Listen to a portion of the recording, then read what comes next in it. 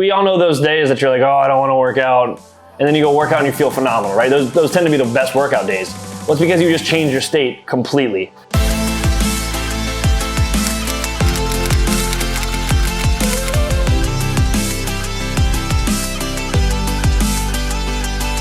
What is going on, my friends? Hello and welcome back to the morning takeaway. It is Thursday. Well, I guess technically this is coming out on Thursday. Today is Tuesday, filming it in advance. It's been a day. It's been quite the crazy day, and that's okay because I just got off this really great call with a client with my one-on-one calls that I do that are in my link, the book a one-on-one call.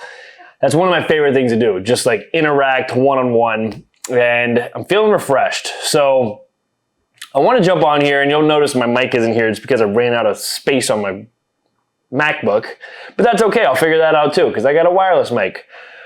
But I want to jump on here really quick and kind of talk about something, just really quick, rant about it that's at the top of my mind, and it has to do with being in a plateau.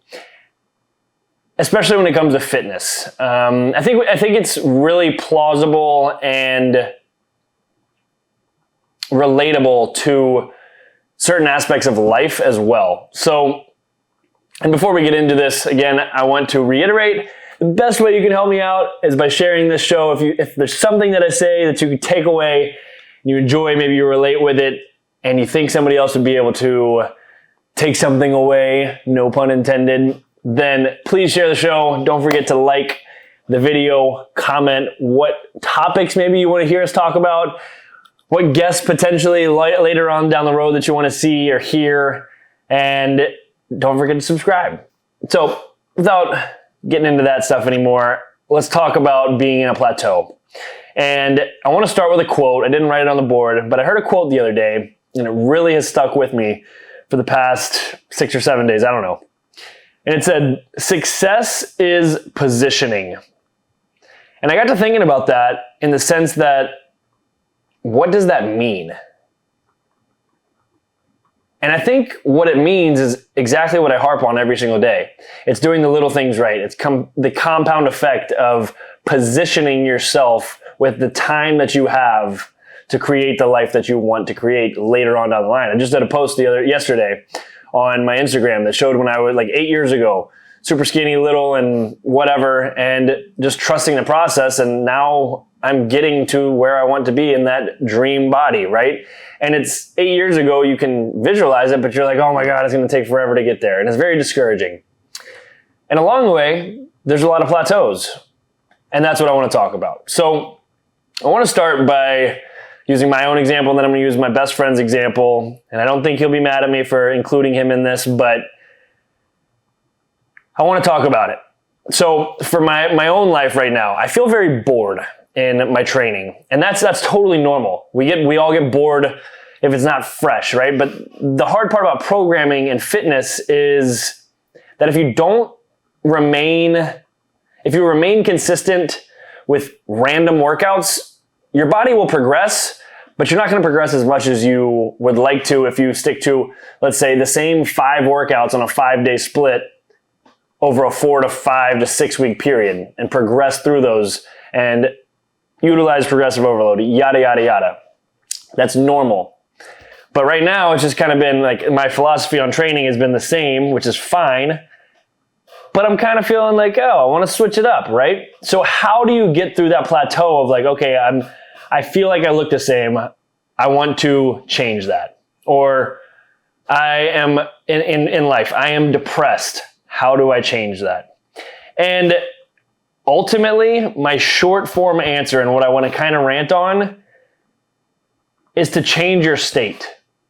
And what does that mean? What does it mean to change your state? Not physically, where like I live in California, I'm going to go back to Tennessee.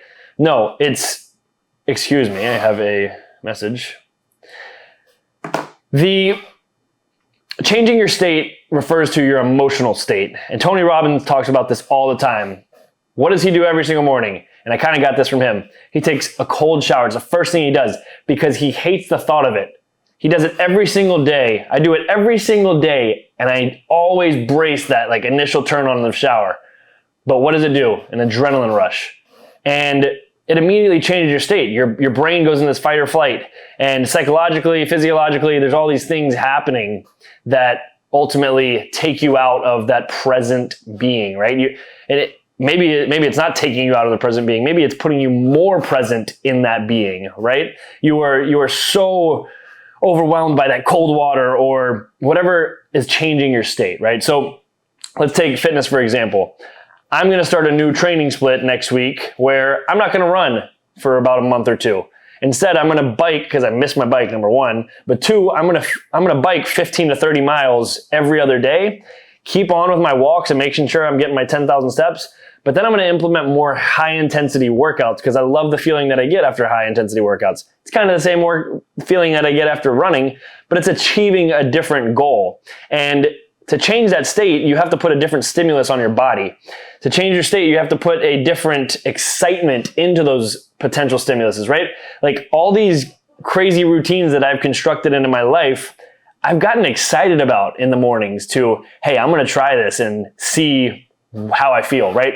And I think that's ultimately what the key is to these plateaus, in my opinion, right? And again, I never want to tell anybody how to live their life, but it is. There's so much in it that if you can change your state, you'll be able to take yourself and put yourself in that present moment. So that's kind of my own little example, and I don't want to beat a dead horse too much right now with this topic, but I want to use my friend as an example. So he texted me the other day, he said, hey, I'm really homesick. And I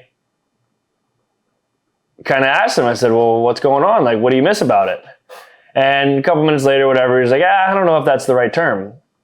I think I was just depressed. And I think my initial reaction was change your state. I told him, go on a run, or I said, go outside. I said, go work out, go sweat, do something. Because we all know those days that you're like, oh, I don't want to work out. And then you go work out and you feel phenomenal, right? Those tend to be the best workout days. Well, it's because you just changed your state completely. So changing your state is going to essentially move wonders for you, right? And for him specifically, it was the same thing that happened. And I know the lifestyle that different people live is different, but like if you're somebody that tends to, you like your time on the couch. I can't ever sit still, so I have a hard time sitting on the couch watching TV. I'll fall asleep. But if you are one of those people and there's nothing wrong with that, then just make sure that maybe there's one thing that you don't want to do a day that you overcome and conquer and prove to yourself to keep building that self-confidence, change your state, and to ultimately feel even better about sitting on the couch, right? And feel better overall in general, right? And I think this all kind of relates to being in a plateau because we have, as human beings, we genuinely, our body's job and our brain's job is to seek comfort. And what does that, it's always trying to get back to homeostasis. And what is homeostasis? It's the base level of our existence, right? It's that flow and where our body feels the most safe. So if you change that stimulus and you continuously put resistance training on your biceps or your chest or your legs, it says, hey, this is what's happening to me. I need to try to make it better, so I'm going to make it bigger so that next time it happens, I am able to resist it a little more. Oh, well, now Nick just put more weight on my biceps or my chest or my legs, and they're growing even more, right? Like it's the same idea in training when you break it down, but now on your mental level, and I'm kind of losing my train of thought here, but it's the same idea, right?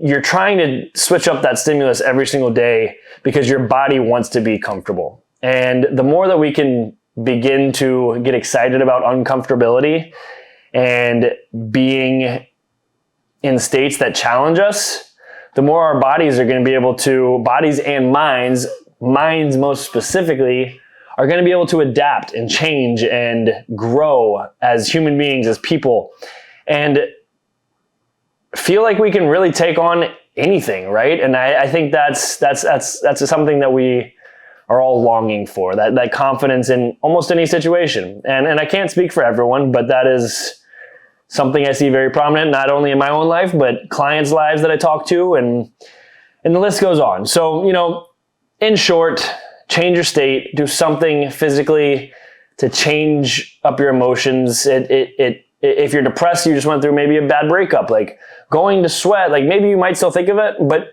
now I'm lifting these weights or I'm running, and the task at hand is different than only focusing on that bad breakup, right? The task at hand is lifting these weights, and my mind is changing in that way and directing the attention elsewhere. And you begin to say, hey, wow, I don't have to be depressed. I can channel that energy somewhere else, right? And I think that's super powerful because I've been there. And I think that's important to state to you all, because I have been there, and we're human. It's part of it. And it's life is 10% what happens to you and 90% how you react to it. And boom, done, roasted. That's how I'm going to end this thing. I'm going to pull up my little random question generator, because I did not earlier. Question generator, please, to end this thing. Let's see what question I get right here. For our first question, generate a random question. What do you wish you had more talent doing? Well, first thing that comes to my mind is, because I was a Division I baseball player and talked to professional teams out of college, but did not become a professional athlete, I wish I had more talent playing baseball. But I don't even know if it came down to talent. I think it was probably more being young and getting hurt and making some stupid decisions and not ultimately applying my mindset. But if there was something else that I wish I had more talent doing, the first thing that comes to mind is speaking a different language. I would love to be able to be like multilingual, and that's completely in my control. So maybe the next episode of this podcast, I'll be speaking a different language. Maybe I'll just really put my mind to it. Anyways, all right, that is all I have for you today. If you enjoyed what I said today, I would greatly appreciate it if you shared the show, something that you think somebody else might take away. Share it. It helps me out tremendously. Don't forget to like, comment, and subscribe. Turn on the post notifications, and I will see you next time on Sunday for a little vlog. And with that said, have an awesome freaking day, and don't forget to smile.